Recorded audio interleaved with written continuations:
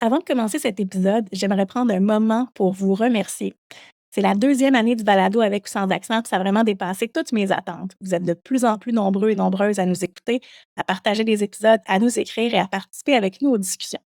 Au fil de la dernière année, on a parlé de francisation, d'immigration, d'enseignement des langues, d'identité, d'éducation, de recherche et de bien d'autres sujets qui nous tiennent à cœur.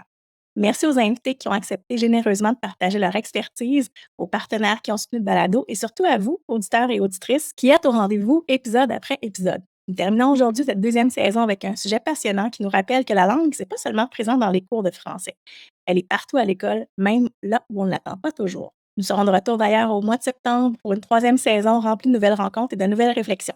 Et pour conclure aujourd'hui cette deuxième année, je reçois aujourd'hui le professeur Raymond Nolin de l'Université du Québec à Trois-Rivières, qui est spécialiste de la didactique des mathématiques et qui s'intéresse entre autres à l'enseignement en contexte plurilingue.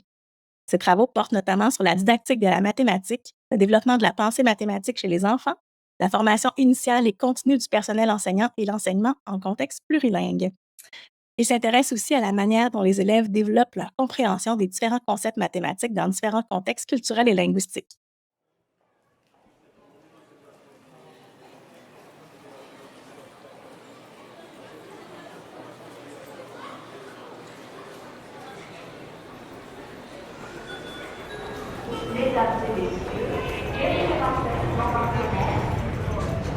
Bonjour à tous, je m'appelle Tania Lompré. L'éducation, l'immigration, la langue française, ça vous intéresse? Vous êtes au bon endroit parce que moi aussi. Ensemble, on va explorer plusieurs enjeux reliés de près ou de loin à la francisation, à l'immigration, à l'enseignement et à l'apprentissage. On va aussi aborder les politiques publiques et l'actualité reliées à ces thématiques. De mon côté, je suis une fille super animée par l'idéal de faire du Québec un endroit où tous peuvent s'épanouir en français, avec ou sans accent. J'ai la tête qui foisonne d'idées, d'opinions et de solutions. On ne sera peut-être pas toujours d'accord, hein? Mais n'est-ce pas une des facettes de la diversité qui fait que c'est vraiment beau chez nous? Alors bienvenue à tous sur le balado avec ou sans accent.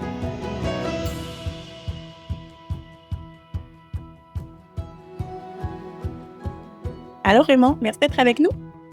Bonjour Tania, merci beaucoup, ça me fait plaisir d'être avec vous. Est-ce que c'est la première fois que tu participes à un balado? Oui, c'est une première expérience. Donc, bienvenue et merci de casser la glace avec nous. Tu sais, puis Merci.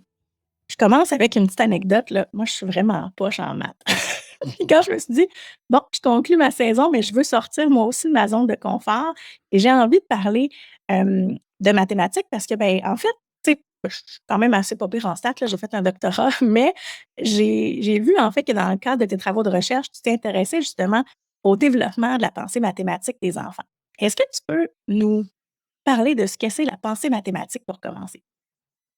Bien sûr. Donc, dans un premier temps, pour moi, le développement de la pensée mathématique, ça s'inscrit dans un processus culturel. C'est-à-dire qu'au fil des expériences que l'enfant va vivre, il va s'approprier différents concepts, des concepts et des habiletés qui sont liés au savoir mathématique, qui appartiennent dans le fond à la culture dans laquelle l'enfant évolue. Par exemple, l'enfant pourrait être amené à s'approprier des concepts en lien avec les quantités, les nombres, les figures planes, les solides, la mesure, hein, la mesure qui est très large, la mesure de longueur, la mesure de surface, la mesure de masse. Donc, au fil des expériences que l'enfant vit, dès sa naissance, il va s'approprier différents concepts mathématiques et développer différentes habiletés au fil des expériences qui se présentent à lui. Donc, c'est vraiment pour moi un processus qui s'inscrit dans la culture de l'enfant et ce, peu importe la culture, eh bien, bien sûr, ces expériences vont l'amener à s'approprier différents concepts selon ses expériences, selon les contextes dans lesquels ces expériences se déroulent. Mmh, parce que tous Bref, les enfants vont découvrir des choses à travers différentes expériences. exactement.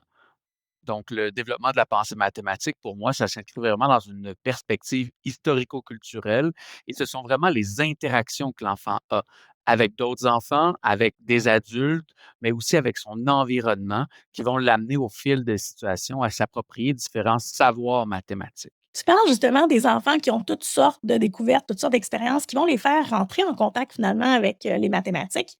On entend souvent que certaines personnes ont comme une tête à maths, hein, comme une oreille musicale ou comme un don pour les langues. Est-ce que c'est vrai? Est-ce que c'est un mythe ou c'est une réalité? Bon. J'ai pas de réponse ultime à est-ce que c'est un mythe ou une réalité. Selon mon point de vue, ce serait un mythe. En fait, ce sont les expériences que l'enfant va vivre et que nous, en tant qu'adultes, on a vécu depuis notre naissance, qui nous ont amenés à avoir soit un intérêt plus positif par rapport aux mathématiques, soit un sentiment plus négatif, voire même certains auteurs parlent d'anxiété mathématique, donc vraiment d'une OK. peur, d'une crainte de s'engager dans l'activité mathématique. Donc, même le mot mathématique peut sembler faire peur et ce, des recherches ont montré que même des jeunes enfants ont déjà développé cette espèce de crainte envers les mathématiques. Ah On peut oui! se ques on peut se questionner quand même à savoir, pourquoi développer ce sentiment négatif par rapport aux mathématiques. Beh, c'est sûr que si déjà les enseignants qu'on a ou les adultes, les parents autour de nous ont cette crainte envers les mathématiques ou Mmh. ce sentiment négatif, beh, nécessairement l'enfant ne va pas développer de son côté un sentiment positif. C'est pour ça que dès l'éducation préscolaire, voire même avant même l'éducation préscolaire, durant la petite enfance, c'est important d'offrir des occasions positives, pour Mmh. développer un sentiment positif par rapport à la mathématique, puis peut-être un peu tenter de renverser la vapeur, puis amener les enfants à mieux garder un esprit ouvert vient le temps de résoudre des problèmes mathématiques ou de s'engager dans une démarche mathématique. Parce que les maths sont partout, puis même les enfants vont justement les voir, partout. Si on comme parents ou si comme, accompagnateurs d'enfants là, dans le cadre de leur petite enfance, on dit: «Ah, tu sais, les calculs, c'est plate ou les maths, c'est difficile», ben, on va Mmh. finalement exacerber, l'anxiété mathématique probablement chez ces jeunes-là. Vraiment intéressant. Puis tu sais, quand justement nous, on était, plus jeunes, moi j'ai l'impression que ça a beaucoup changé l'enseignement des mathématiques. Tu me confirmeras si je me trompe. Mmh. Mais on faisait beaucoup d'exercices répétitifs, tu sais, des trucs qu'on devait mémoriser, des formules. Qu'est-ce qui a changé au cours des dernières décennies dans la façon justement d'enseigner les mathématiques? Ben, c'est certain que d'abord le programme des années 80 était un programme par objectif. On visait des objectifs spécifiques qui étaient d'apprendre certains concepts ou processus mathématiques directement. Avec l'arrivée de ce qu'on a appelé la réforme en éducation autour des années 2000, bien, on est allé vers un programme par objectif à un programme où on développe des compétences. On en a trois en mathématiques: résoudre une situation problème mathématique, raisonner à l'aide de concepts et processus mathématiques, puis recourir au langage mathématique, hein, qui implique autant de comprendre le langage mathématique, mais aussi de le mobiliser dans divers contextes. Et donc, ce passage des objectifs vers le développement de compétences a vraiment amené une nouvelle façon de concevoir l'enseignement des mathématiques. Par contre, il ne faut pas penser que c'est seulement venu avec l'arrivée des les changements de programme. En fait, plusieurs didacticiens des mathématiques étudient depuis bien avant les années 80, on parle même dans les années 70, heu, comment devrait être l'enseignement des mathématiques et la place de la résolution de problèmes qui, pour ces didacticiens-là, elle devrait être au cœur de l'activité mathématique. Si on pense, même aux mathématiques sur un plan historique, de façon générale, on a créé les mathématiques, les concepts, les savoirs, les processus mathématiques pour répondre à des besoins de la vie quotidienne. On avait le berger qui voulait compter ses moutons, il y en avait tellement, il les compte en double, donc il devait trouver des stratégies. Et donc, c'est ces éléments-là historiques qui ont amené à créer certains savoirs mathématiques, processus mathématiques, habiletés mathématiques. Et donc, on a avantage à s'inspirer de ces situations, problèmes-là, oui, qui ont été vécus autrefois, dans des contextes très réels, mais pour s'inspirer de notre enseignement également. Donc, si l'enseignement en classe passe par la résolution de problèmes qui sont, signifiants et naturels pour les enfants, beh, ils vont davantage on peut penser qu'ils vont davantage s'engager dans l'activité mathématique et trouver des façons parfois innovantes, surprenantes de résoudre des problèmes mathématiques en mobilisant des parfois des concepts ou des processus auxquels on n'aurait pas pensé, même nous, en tant Mmh. qu'enseignants. Ouais, tu sais, puis j'ai l'impression aussi que tout le matériel, qu'on utilise pour enseigner les mathématiques a beaucoup changé, hein, tu sais, des blocs, des Mmh. jetons, des cubes, des bases 10. Tu sais, pourquoi justement l'authenticité ou la manipulation est si importante que ça? Puis comment on fait, en fait, pour que ça dépasse juste s'amuser avec des blocs, par exemple, tu sais? Mmh. Beh, un des premiers points qui est important pour moi, c'est de permettre aux enfants d'avoir des moments où on va juste s'amuser avec le matériel. On Mmh. peut penser que la première fois qu'on sort les blocs avec des enfants du premier cycle du C'est primaire, plaisant. beh, ils sont différentes couleurs, différentes formes, ils ont le goût de jouer, de faire des constructions et c'est parfait. On veut que ce soit quelque chose qui soit possible pour eux. Par contre, à d'autres moments, on va utiliser le matériel comme une représentation simplifiée de la réalité et à ce moment-là, on va les utiliser comme des outils qui vont nous permettre d'un point de vue un peu plus abstrait, de représenter d'autres réalités. Donc, par exemple, si je reprends mon exemple de tout à l'heure, le petit cube pourrait devenir un mouton, par exemple. Et donc, je vais utiliser plusieurs petits cubes pour représenter plusieurs moutons. Je vais pouvoir les dénombrer, je vais pouvoir les regrouper, je vais pouvoir les séparer, alors que dans la classe, je pourrais pas Tu peux pas amener avoir 8 des vrais moutons, moutons. par exemple. Non, c'est ça exactement. Et donc, vraiment, il faut voir le matériel comme vraiment une représentation simplifiée de toutes les situations et donc ça implique aussi que le petit cube aujourd'hui est un mouton, demain il va être un humain, après-demain il va être une banane. Donc un petit cube que l'enfant voit comme une unité peut représenter des réalités très différentes d'une situation à une autre et ça peut représenter un certain défi pour les enfants, notamment lorsqu'ils n'ont pas développé ce qu'on appelle la fonction symbolique.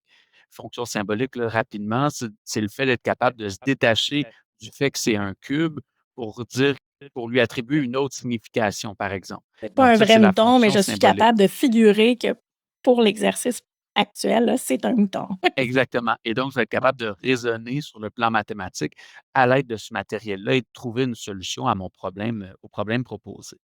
Et donc, le Mmh. matériel de manipulation, il est important. D'ailleurs, dans la progression des apprentissages, on parle de différents types de matériel de manipulation. On parle, tantôt, tu me disais des cubes, des jetons, on peut parler de bouchons, on peut parler de céréales à la maison, de nouilles Mmh. qu'on peut utiliser. Donc, tout ça, c'est du matériel qu'on appelle apparent et accessible parce que l'objectif, ça va être de les grouper. Donc, de faire des groupes dans des petits sacs, donc des dizaines, 10 dizaines dans un plus grand sac pour faire des centaines. Et on va pouvoir opérer grâce à ce matériel-là parce qu'on va ouvrir les sacs pour dégrouper ou réunir le matériel pour grouper le matériel. Donc, ça, c'est le premier niveau, généralement utilisé au premier cycle du primaire. Par la suite, une fois que les enfants ont bien compris ces concepts-là, donc on parle de principes en didactique des mathématiques, le principe de groupement. On va passer à un deuxième type de matériel, donc qu'on appelle le matériel apparent et non accessible. Et ça, c'est le matériel base 10 dont tu parlais tout à l'heure. Donc, on parle du petit cube, de la barre dizaine, de la plaque centaine. Et donc, ça va provoquer le fait de faire des échanges. Et donc, ça, c'est le deuxième principe. Et un aspect important, c'est que dans notre progression des apprentissages, on dit que ce passage-là du matériel apparent accessible au matériel apparent non accessible se fait en deuxième année. Oui, d'accord, mais il ne faut pas penser que tous les enfants vont être prêts à passer au même moment. Donc, comme on revient encore une fois à nos mathématiques comme un principe culturel, hein, beh et comme tous les enfants évoluent selon les expériences qu'ils vivent et qui ne vivent pas tous les mêmes expériences, beh, nécessairement, ils n'évoluent pas tous au même rythme. Et donc ça demande une certaine flexibilité de la part des enseignants pour permettre aux enfants qui sont pas encore prêts à passer aux échanges de rester avec le matériel apparent et accessible pour faire des groupements, dégroupements. Dans mon expérience, j'ai déjà enseigné en troisième année du primaire et j'ai dû faire ce pas de recul-là parce que c'est pas tous Mmh. mes élèves qui étaient rendus. Moi, je suis arrivé avec mon matériel base 10 en pensant que tout le monde est Que prêt et tout le c'est monde là était qu'on va capable. aller. Et oups, je me suis rendu compte que même au sein de ma classe, il y avait des enfants qui devaient faire un pas de recul et revenir à grouper et dégrouper du matériel pour pouvoir opérer. Encore une fois, c'est important de garder en tête que tout ce matériel-là n'est qu'une représentation simplifiée. On peut aussi faire des dessins, faire des calculs à petit près avec des chiffres et des nombres. Donc, il y a différents niveaux et il faut avoir cette ouverture d'esprit-là, de voir le matériel comme un outil permettant de représenter la situation mathématique et donc pas comme une obligation d'utiliser cet outil-là et de développer ce raisonnement précis-là qui est attendu. Mmh. Vraiment, vraiment intéressant. Puis justement, tu sais, tu nous as parlé de ces approches-là. Est-ce qu'il y en a des approches plus prometteuses en didactique des mathématiques, présentement? Oui, ben, actuellement, on parle beaucoup de jeux, donc soit des jeux mathématiques ou, comme je l'ai étudié moi-même dans le cadre de ma thèse à l'éducation préscolaire, moi, j'aborde l'idée du jeu de faire semblant qui Mmh. s'inscrit dans la vision vygotskienne avec les successeurs dont Léontief qui définit le jeu de faire semblant, en fait, comme l'activité maîtresse, donc l'activité qui est pour les enfants de 3 à 7 ans, la plus naturelle et la plus significative pour eux. Donc le jeu de faire semblant, très brièvement, c'est une activité qui est initiée et dirigée par les enfants, dans laquelle ils vont s'imaginer une situation, dans laquelle ils vont jouer des rôles et appliquer des règles qui découlent de ces rôles-là. Donc, par exemple, si on joue au restaurant, tout à coup, on n'est plus dans la classe, on est au restaurant. Je pourrais jouer le serveur, toi, tu pourrais jouer le cuisinier ou la cliente. Donc, on joue différents rôles et dans ces situations de jeu de faire semblant-là, naturellement, comme il y a des maths dans la vie de tous les jours, ben, il y a des Ben oui. maths qui vont arriver là et donc l'enfant va s'engager dans une activité mathématique naturellement et au fil de ses expériences de jeu, ben, il va développer ses concepts et savoirs mathématiques-là. Et sans même savoir qu'il fait des maths. Exactement, tout à fait et donc ça, c'est un aspect très intéressant. On n'est pas en train de lui imposer un apprentissage particulier, Mmh mais mh. il va le faire naturellement et donc il va vivre aussi des succès, ce qui nous ramène à vivre des réussites en mathématiques Ben pour oui. développer un aspect positif. Qui a fait justement tomber un peu, j'imagine, l'anxiété mathématique, hein? Tout à fait, exactement. Il y a aussi d'autres dispositifs dont on parle beaucoup, en didactique des mathématiques présentement. On parle de jeux plus larges, étant des jeux didactiques, des jeux de table, des jeux de règles. Donc on peut penser, très rapidement au tic-tac-toe, mais il y a Mmh mh. d'autres, jeux mathématiques, là. Il y en a d'ailleurs, il y a un ouvrage, paru récemment là, aux éditions Chenelière de mon collègue Thomas Rajette qui il y a plus d'une centaine de jeux qui ont été explorés, heu, essayer avec les élèves, qui amènent les enfants à développer des stratégies, oui, pour le jeu, mais des stratégies qui, par la suite, peuvent être transposées dans le contexte de résolution de problèmes mathématiques. Et donc ça, c'est un aspect qui est vraiment riche et stimulant pour les élèves. C'est drôle parce que j'ai vu monsieur Rajat en congrès à l'ACFAS il y a quelques Oui, semaines et il présentait justement son livre. Puis même moi, je me suis dit: voilà. «Ah, si quelqu'un m'avait enseigné comme ça quand j'étais petite, peut-être que j'aurais été meilleure ou plus intéressée par les maths». Mmh. Puis on parle aussi beaucoup de causerie Oui. mathématique. Est-ce que tu peux nous dire ce que c'est une causerie mathématique et en quoi elle se différencie, par exemple, de l'aspect ludique ou du faire semblant? Donc, une causerie mathématique, c'est un dispositif d'enseignement-apprentissage qui est structuré. Donc, l'enseignante présente d'abord un déclencheur, ça peut être une image ou parfois une vidéo, et elle va favoriser les discussions entre les élèves dans le but de répondre à une question mathématique. Pour certains déclencheurs, la question, elle est claire, formulée. Pour d'autres déclencheurs, on amène les enfants à discuter pour se demander quelle pourrait être la question qu'on pourrait se poser dans ce contexte-là. Et donc, l'idée, encore une fois, c'est de favoriser le recours à l'oral, un oral réflexif, dans le but de réfléchir ensemble et de s'approprier les concepts, mais aussi de résoudre les problèmes mathématiques. Donc, l'avantage des causeries mathématiques, c'est qu'en fait, ça prend très peu de temps. Généralement, on va dire entre 5 et 15 minutes. Et puis, ça permet à l'enseignante d'animer une discussion dans laquelle elle favorise les échanges des idées, la comparaison des démarches, des stratégies, des solutions et en fait, tout ça amène les enfants à mettre en mots leurs pensées, ce qui leur permet de structurer leurs pensées.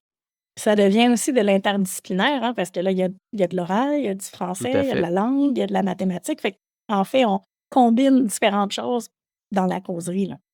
tout à fait et on peut penser aussi que parfois pour les enfants qui n'ont pas le français comme langue première, ça Mmh peut mh. être un défi de faire des causeries, mais il y a aussi certains déclencheurs qui, puisque ce sont des images ou des vidéos, beh, ça peut permettre aux enfants de rendre la tâche accessible pour eux. Ben Donc, oui. bien sûr, il faut tenir compte des caractéristiques des élèves qui se trouvent devant nous, mais on enlève un peu cette contrainte-là du texte qui est trop souvent présent lorsqu'il est question de résolution de problèmes mathématiques. Mmh, surtout dans la résolution de problèmes. Tu sais, moi, j'ai enseigné, longtemps en classe d'accueil aussi, puis tu sais, les enfants, souvent lorsqu'ils arrivent en résolution, tu sais, il faut illustrer les images, les concepts, les choses parce que le problème devient c'est pas le problème ou l'opération mathématique qui est Mmh mh. complexe, c'est de comprendre qu'est-ce que ça dit alors qu'une image, ben une image vaut 1000 mots, hein, donc Mmh. c'est souvent plus, facile, je crois, pour eux aussi. Puis on reviendra justement là sur l'enseignement, en milieu, plurilingue dans Oui. quelques minutes, tu sais. Puis, justement, tu sais, est-ce que la recherche démontre des bénéfices chez les élèves, en fait, des nouvelles, des façons Mmh. innovatrices d'enseigner les mathématiques depuis quelques années? Ben, en fait, oui. En fait, jusqu'à maintenant, ce que ça démontre, en fait, c'est justement cet effet d'engagement plutôt que de désengagement. Ça nous ramène Mmh. encore à notre discussion sur l'anxiété mathématique, Ben mais oui. donc, en fait, Thérèse Bouffard nous a parlé d'un cercle vertueux et d'un cercle vicieux lorsqu'il est temps de s'engager dans une activité d'apprentissage et ça se transpose très bien en mathématiques. En fait, quand on se rend compte qu'on est dans un cercle vertueux, quand on a de la facilité, on a développé un sentiment positif, on va prendre des risques, on va faire des tentatives, on va vivre d'autres réussites. Et donc là, on voit bien la roue qui s'installe dans une roue positive, donc un cercle qui est appelé vertueux. À l'inverse, lorsqu'on a un sentiment qui est plus mitigé par rapport aux mathématiques, voire même négatif, mais ça nous donne moins le goût de s'engager dans la tâche, ça nous donne moins le goût de faire des tentatives, d'aller plus loin, de comparer nos solutions avec les autres, parce qu'on a peur de la vision du regard des autres également. Et donc, on voit que à l'inverse, on est dans un cercle qui est plutôt vicieux, donc qui nous amène vers le négatif. Puis on peut penser que si ça s'installe dès les premières années de scolarité, ben, l'effet que ça peut avoir à long terme, tu l'as nommé au début, c'est un peu justement cette impression de je suis pas bonne ou j'ai pas envie de m'engager dans les mathématiques. Pourtant, on est capable, puis tout le Ben oui. monde voit des mathématiques, puis pour moi, même tout le monde fait des mathématiques au quotidien. On n'en est Mmh. simplement pas toujours conscient nécessairement. Oui, oui, tu sais, puis ça me rappelle à quand moi, j'étais au secondaire, par exemple, en maths, je disais: «À quoi ça sert ça? Tu sais, qu'est-ce que je vais faire avec ça Mmh. dans la vie après?» Mais tu te rends compte que après c'est partout, tu sais, puis je pense qu'au niveau des enseignants de mathématiques, et corrige-moi si je me trompe, tu sais, on fait de plus en plus de liens avec les repères culturels. Tout à D'où fait. sont les mathématiques, par exemple? Tu sais, je sais pas moi, quand tu vas, mesurer ton jardin pour planter tes carottes, ben, tu sais, Mmh. tu vas te rappeler de certaines choses en mathématiques quand tu vas faire ton budget, quand tu vas payer tes factures, quand tu vas calculer, combien tu peux payer pour ton hypothèque, tu sais. Les maths sont partout Mmh. dans le quotidien Tout et à pas fait. seulement à l'école.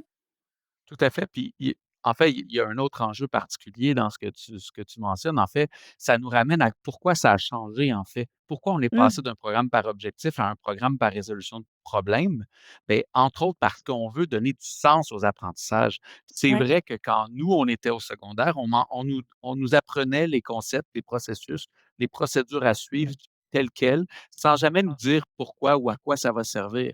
Le souhait Mmh mh. avec le programme de 2000, en fait, c'était de remettre ça de l'avant, en fait. Puisqu'on va commencer par un problème, nécessairement, ça va permettre de mettre les apprentissages en contexte. Ça va donner le goût aux enfants de savoir pourquoi on fait ces apprentissages-là, Mmh. peu C'est importe le plus les cycle auquel on se apprentissages trouve. sont concrets, plus on s'y engage, aussi. Exactement.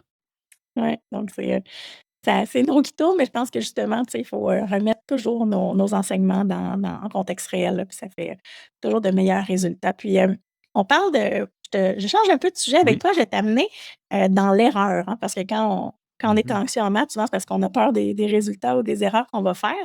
Puis, dans mon domaine à moi, plutôt en apprentissage et langue seconde, on considère beaucoup l'erreur comme une occasion d'apprendre, puis comme un tremplin vers justement, quelque chose d'autre. Est-ce qu'en mathématiques, c'est la même chose? Puis comment on peut exploiter justement les erreurs de nos apprenants de bonne façon, de façon constructive?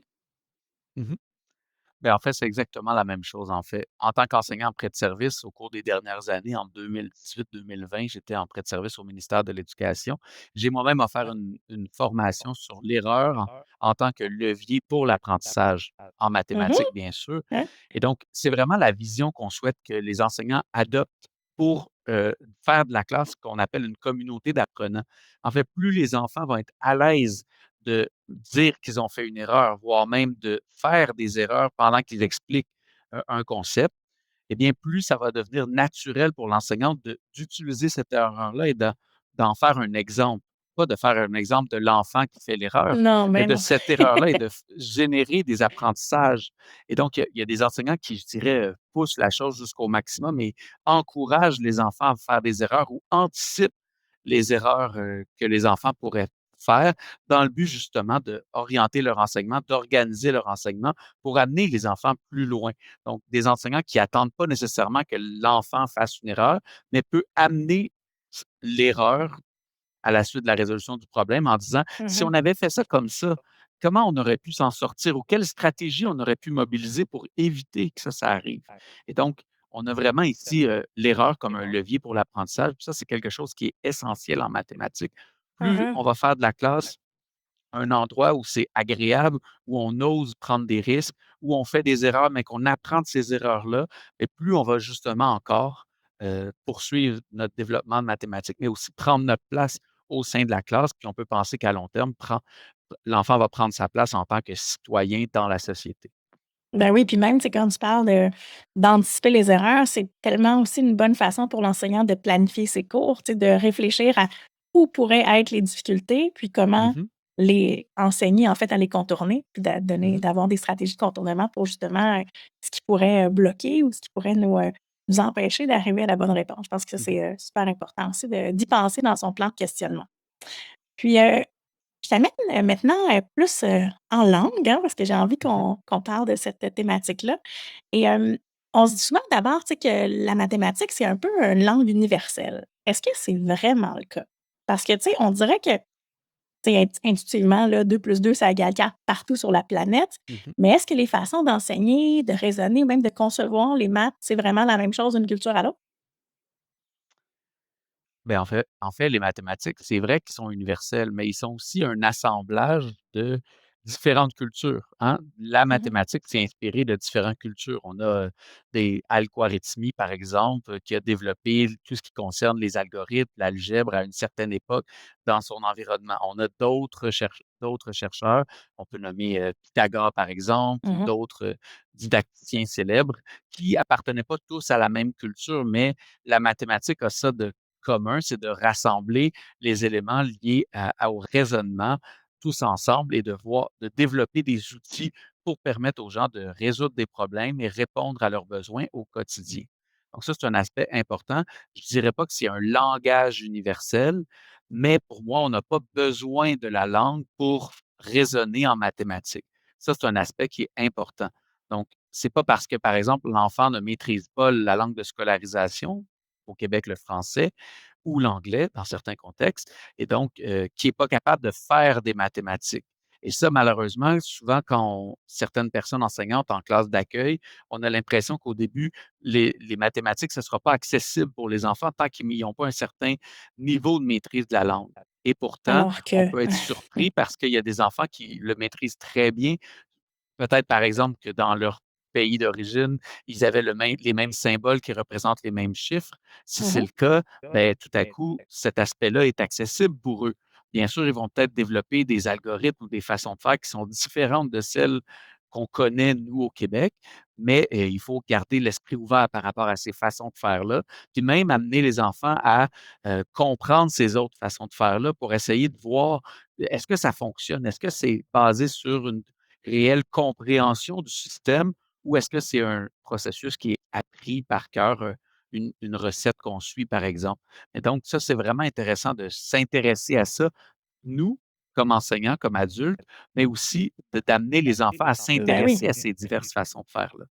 Ben oui, tout à fait, tu sais, puis je me souviens d'une petite fille que j'avais dans ma classe, en fait, qui venait d'Asie, puis elle nous avait montré en fait, elle avait quand je me suis rendue compte qu'elle faisait des multiplications de d'autres façons que ce que moi Mmh. j'enseignais ou ce que je connaissais dans Mmh. ma culture, ben, je lui avais demandé d'essayer d'expliquer, aux autres amis de la classe qu'est-ce qu'elle faisait puis comment elle faisait parce que visiblement elle se valorisait aussi là-dedans parce qu'elle Mmh. comprenait pas justement, elle était pas au même niveau de langue que les autres. Mais en maths, c'était la plus forte. Fait que, tu sais, j'essayais de la vali de lui donner Mmh. vraiment un sentiment de validation pour qu'elle puisse devenir peut-être, mini enseignante en maths. Puis elle nous Tout à avait fait. montré vraiment d'autres, façons de faire. Puis justement, est-ce qu'il y a vraiment beaucoup de façons, valides de réaliser la même opération? Tu sais, est-ce qu'on le voit dans l'étude des Mmh. maths que c'est différent selon les pays d'origine? Vraiment, en fait et puis c'est un aspect qui est très intéressant quand on enseigne en milieu pluriethnique, plurilingue, c'est d'amener justement cette confrontation, pas confrontation dans Mmh. le sens de les opposer, mais de ce Complémentarité, ouais. partage, cette façon et plus on va essayer de comprendre des façons de raisonner. Quand on regarde dans nos programmes, au Québec, on a quand même l'idée qu'avant d'enseigner un processus qui est appelé le processus conventionnel, on a l'idée d'amener les enfants à développer ce qu'on appelle des processus personnels. Donc, processus personnel de calcul écrit. Donc, on va utiliser des chiffres, des nombres, des symboles, mais les enfants peuvent développer leur propre stratégie. Puis plus on va leur en proposer, plus on va amener les enfants à comparer leurs stratégies ensemble, et plus on va s'approcher de ce qu'on appelle au Québec le processus conventionnel. Maintenant, je dis au Québec parce que justement, ce processus conventionnel, si on est au Japon, si on est dans les pays arabes, si on est en Amérique, nos processus conventionnels ne sont pas les mêmes nécessairement.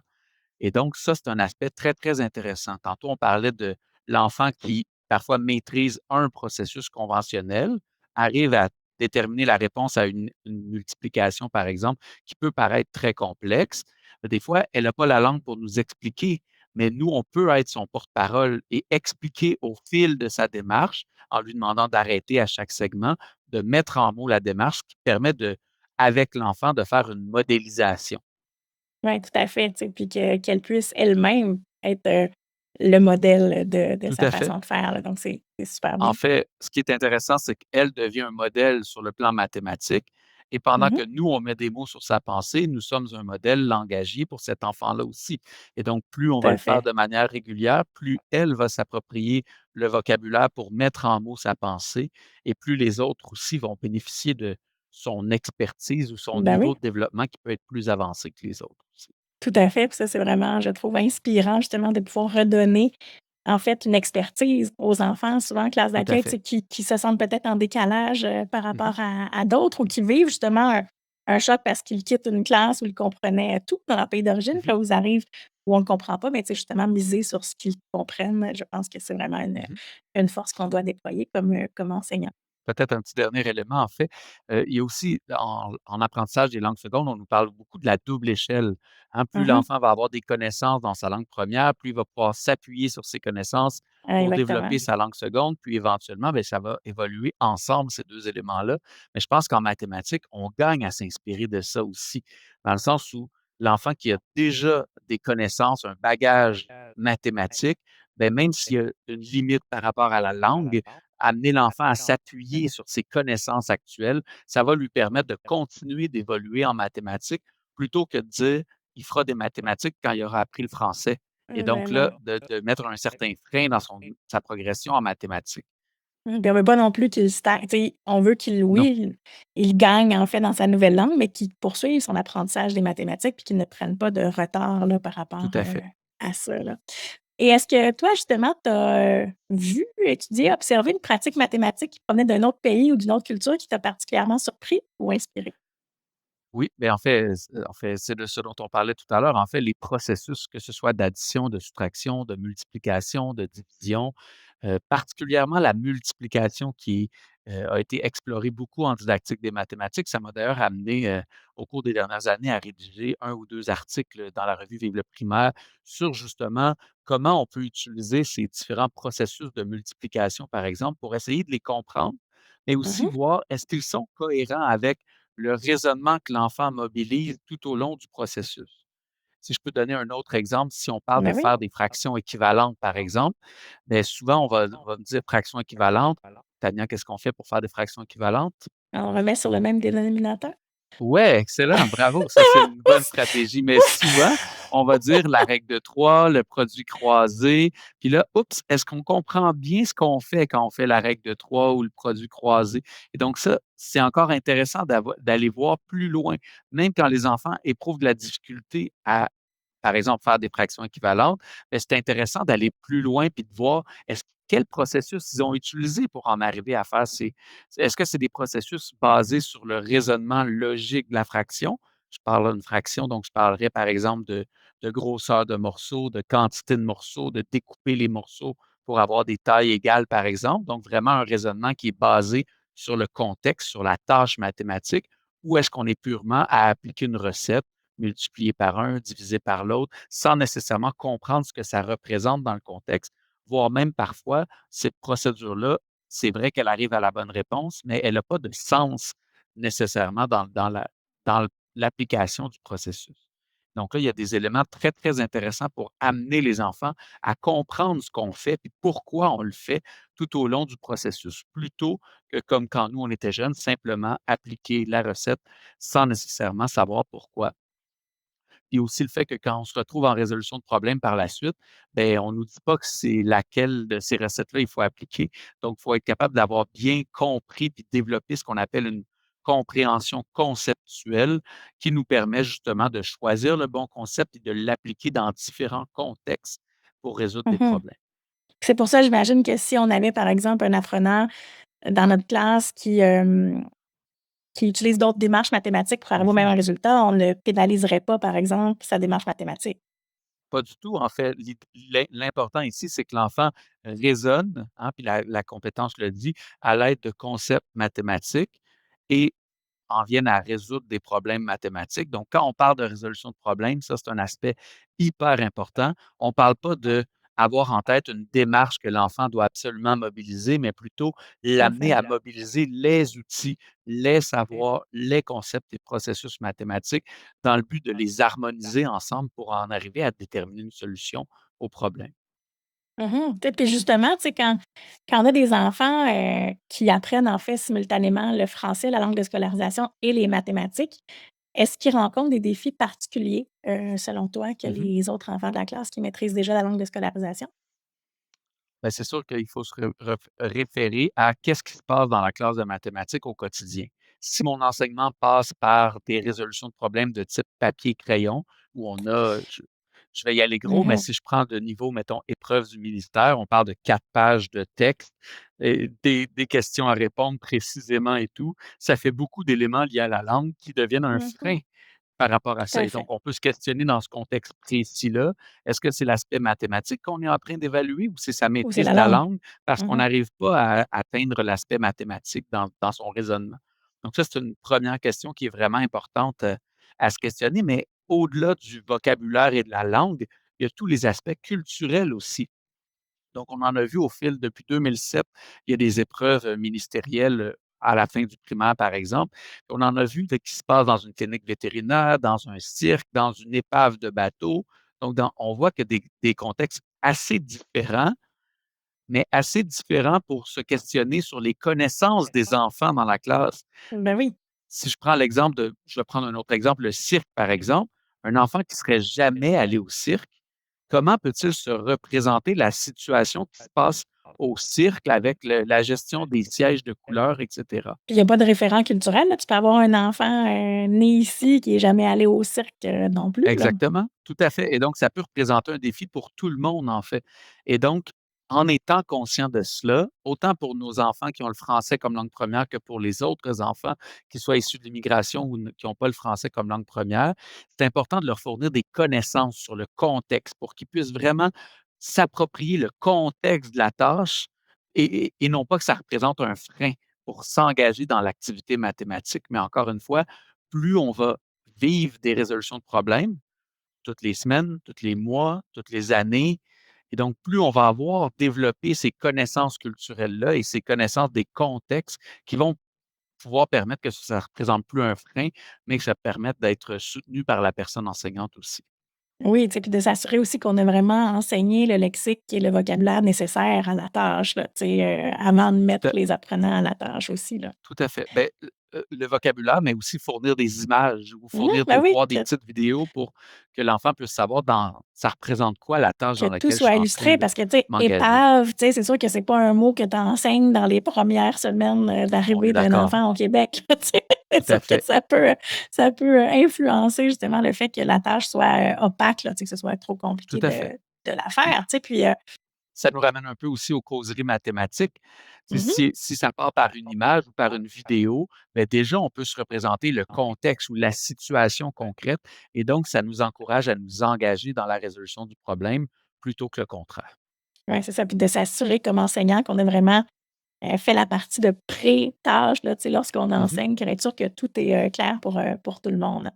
Puis justement, tu sais, on a aussi des élèves, tu sais, ben, évidemment, la maîtrise de la langue va influencer peut-être la réussite en mathématiques quand on n'a pas mis en place les dispositifs nécessaires pour que la tâche ne soit plus opaque. Mais est-ce qu'on pourrait voir, par exemple, des apprenants qui sont très forts en mathématiques, mais quand même éprouver justement beaucoup de difficultés parce qu'ils ne maîtrisent pas la langue? Est-ce que tu as déjà vu Ben ça, oui. par exemple, dans tes études? Ben tout à fait, en fait, puis ça, c'est l'enjeu vraiment de la langue parce que les tâches mathématiques qu'on va utiliser en évaluation passent par la langue et voire même le langage écrit directement. Donc, il faut Mmh. toujours se rappeler que même en contexte d'épreuve, le ministère nous dit on devrait lire et s'assurer de la Ben compréhension oui, des enfants avant de les laisser s'engager dans l'aspect mathématique. Donc ça, c'est un élément qui est hyper important et donc, encore plus quand on n'est pas à l'épreuve, mais qu'on est en cours d'apprentissage, on doit s'assurer en tant qu'enseignant que l'enfant comprend bien le contexte, le problème, mais aussi les mots de la tâche et ce qui lui est demandé avant de le laisser se déployer son raisonnement mathématique. c'est ça, comme on devrait toujours le faire lorsqu'on enseigne aussi, là, tu sais, de pas laisser trop les élèves seuls devant une tâche qu'on n'a pas, adéquatement explicité, là. Tout à fait. Puis, justement, tu sais, est-ce que, selon toi, il existe des parallèles entre l'apprentissage d'une langue seconde et l'apprentissage des maths? Ou est-ce qu'on apprend un peu à parler mathématiques comme on apprend à parler une autre langue? Comme j'en ai parlé plus tôt, en fait, il y a des liens entre l'apprentissage de la langue seconde et la résolution de problèmes mathématiques, donc dans lequel on souhaite que l'enfant s'appuie sur ses connaissances, s'appuie sur ses stratégies, mobilise différents processus et les agence dans le but de résoudre un problème mathématique. Oui, mais il y a aussi tout un aspect lié à l'apprentissage du langage mathématique. On peut Mmh. penser aux mots de vocabulaire.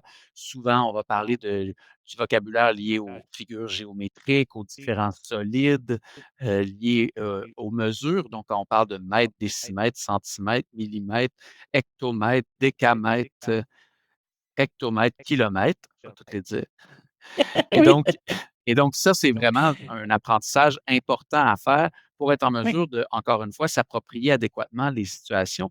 Mais si on redescend vraiment à la base, on peut aussi parler des mots nombres.